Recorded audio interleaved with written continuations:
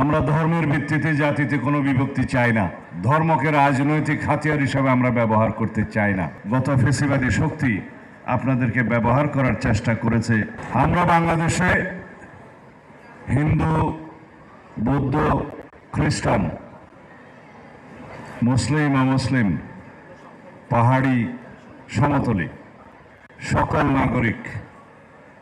সকল নাগরিকের সমন্বয়ে আমরা একটি ঐক্যবদ্ধ সমন্বয়ের রাজনীতি করি এবং এই সমন্বয়ের রাজনীতিকেই আমরা রাষ্ট্র পরিচালনার মূলনীতি হিসাবে গ্রহণ করি।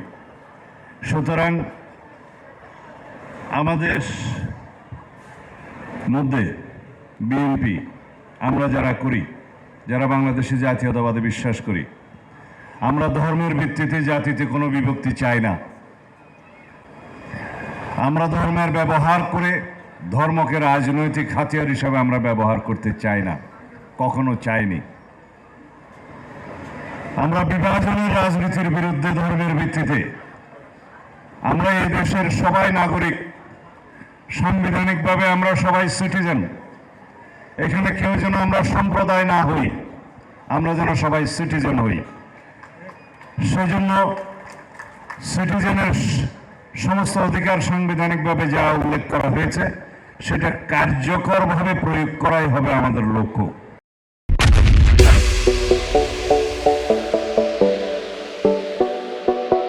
আমাদের সংবিধানে ধর্মের ভিত্তিতে কোনো বৈষম্য নাই, আর্টিকেল 28, এবং সমস্ত ধর্মের উপাসনালয়, কার্যক্রম এবং প্রচার স্বাধীনতা আছে, আর্টিকেল 41।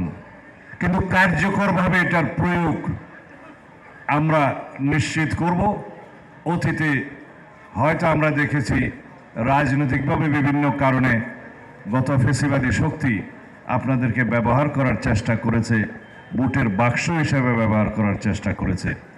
সেখান থেকে সবাইকে বেরিয়ে যেতে হবে। আমরা কেউ সম্প্রদায় নই।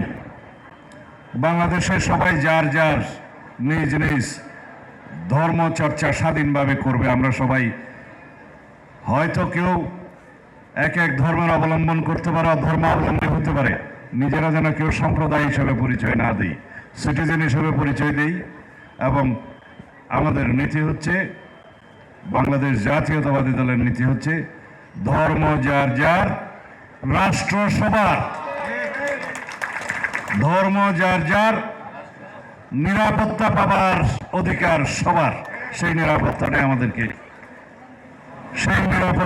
আমাদেরকে বাস্তবায়ন করতে হবে।